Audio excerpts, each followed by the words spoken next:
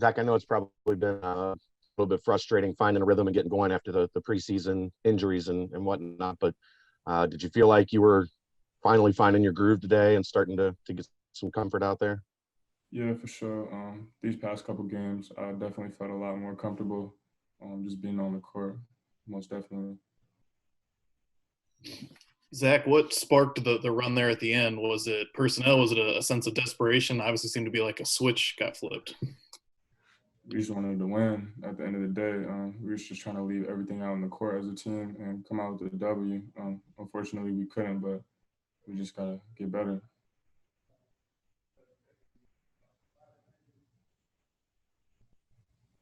Zach, is there maybe a missing ingredient to getting that kind of intensity that we saw late, maybe a little bit earlier in the game, or is it just something you guys are going to have to figure out? We just gonna have to figure it out. There ain't no secret stuff to it. We just got to come together as a team and get it done at the end of the day. Turnovers and fouls have been an issue, and I'm sure you guys know that. What can you guys do on your end to improve in those areas? Just go harder in practice, clean up all of the things that we got going on, and just keep getting better. Like at the end of the day, we can't make no excuses for it. We just there's like I said, there's no excuse for it. We just gotta keep pushing, get better. Mahan had a big game for you, UCF. What was he doing? How was he able to hit so many shots? He's just a good player. He got it going today, and we just got to be better defensively to contain players like that. What was the message at halftime? Obviously, it was tied and kind of been a back and forth first half. They seemed to get the jump coming out, but what were you guys hoping to accomplish coming out of the break? Just come out with some intensity, try to get it going off the jump, and put some pressure on them throughout all 40 minutes. That was really the game plan. From your perspective on that last real possession of regulation, DeJulius goes up. Can you describe what you guys were trying to do on that play and maybe what happened? You could repeat that, please? I'm sorry. The last real play of regulation, yeah. DeJulius drove and went up. From your perspective, what were you trying to do on that play and then what happened there? We were just trying to get downhill and score a bucket. We were losing by 3 at the time, so we were just trying to get a quick bucket. I thought our guys really came in with the right mindset. We've been on the road since Georgia, difficult times right now to travel in, and really got our guys understood their role. One of the things I was struggling with was we had 10 guys who all kind of wanted to be the guy, and not a lot of difference in terms of those 10 guys, differentiators. So we met each one of them individually about their role, and I thought we got more under control than we ever have been offensively, make better decisions offensively. Certainly share the ball a little bit more and just look like a better basketball team. But we still make glaring mistakes. 19 turnovers, no block out at the end, no loose balls at the end. So again, we fought. I'm proud of the guys for coming today and the mindset they had. I'm proud of the way they fought at the end, being down 13. And that, give the UCF credit. That's a really good basketball team. That's a team that beat Florida State, who's really, really, really good basketball team. At their place, they beat Auburn. Their wins are Cincinnati, Auburn, Florida State, and then one loss to Michigan. So, the gauntlet of our schedule, I guess takes a small break here for Christmas, and then we go back to league play.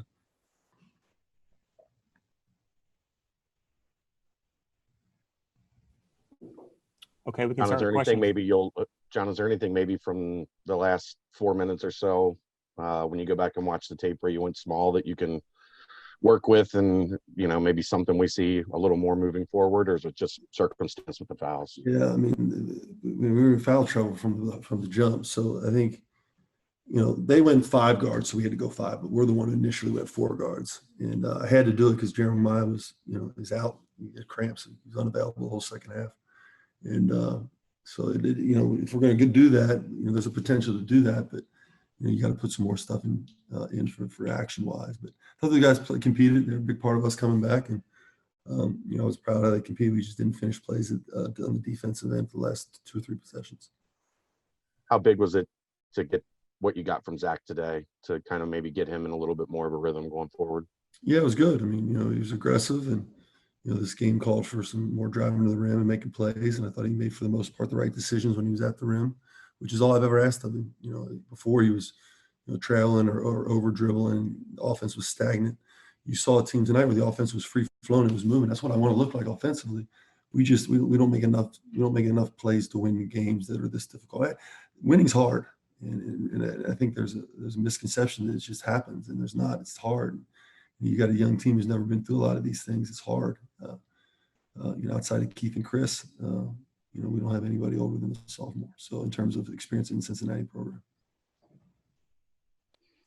Had a second half, did better with turnovers and fouls, but came out a little bit cold and they're hitting shots. Did that feel like that kind of plug in one hole, another one opens things that you talked about last week? Their alpha dog took over. He did the same thing in the Florida State game to beat Florida State. He single-handedly got on that 10-point or 13-point lead. But you're right, we did a good job of not turning the ball over as much and certainly cut down a little bit on the fouling. Can you describe what happened when DeJulius went for the quick two? What happened on that possession? I'd have to look at the film. We wanted to get it quickly at 21 seconds on the clock, so we didn't need a three. He got all the way to the rim, and I guess the officials just said it slipped out of his hands. Chris only had one shot attempt, and obviously he's played a little bit less minutes tonight. Is it a product of guys not finding him on the block or him needing to do a better job getting position? No, it was a priority to get in the ball. We ran some actions. We got to do a better job. It wasn't about the actions. We got to do a better job of somehow trying to get in the ball, and the teams are being physical with him. And when that happens, we got to try to flip it around, try to get some high lows and stuff. And the way they play off, some of our guys don't shoot particularly well, so they basically put two guys down there. You mentioned the offense looked better. What were you seeing in general, and how'd you guys kind of break that stretch where you just weren't hitting shots?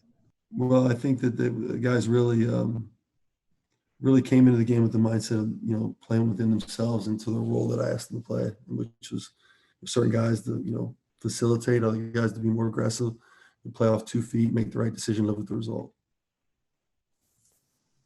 Does that explain you had 17 threes in the first half against Georgia? You only shot 17 threes the whole game. This game, is that kind of, you told them their roles and things of that sort?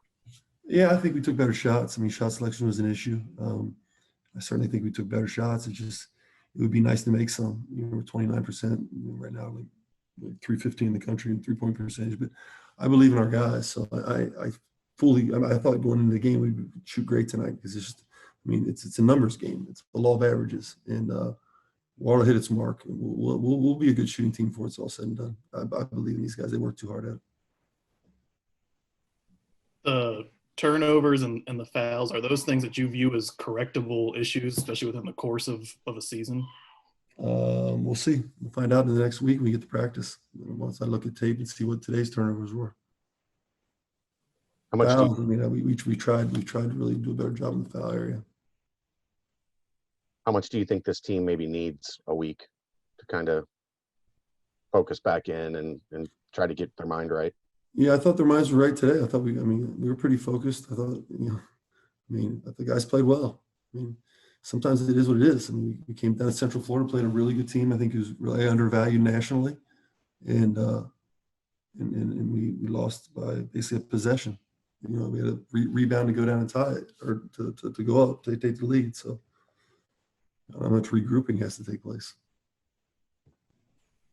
To that point, it's a 4-game losing streak. Just in general, how do you deal with an experience like this and try to come out on the other side when conference play picks back up? Yeah, you count on the character of your roster and the character of the men in your organization, which is guys that, I told them, I said, we can be upset through frustration, or we can be upset because we're passionate about what we do and what we wear on our chest.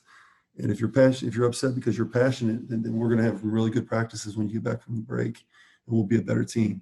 If it's just frustration, then you need to evaluate what that means and come see me, because the bottom line is, I felt like it was passion, and I think those guys understand that. That's how we're going to get better. Hey, Coach, could you just talk about the game plan with Adams and Maheen? Like, I know they had 25 and 13, I think. Could you just talk about how you game plan for those two offensively after Adams came off freshman of the week versus performance at Florida State? Two really good players. I mean, I commented on Brannen, what he did earlier.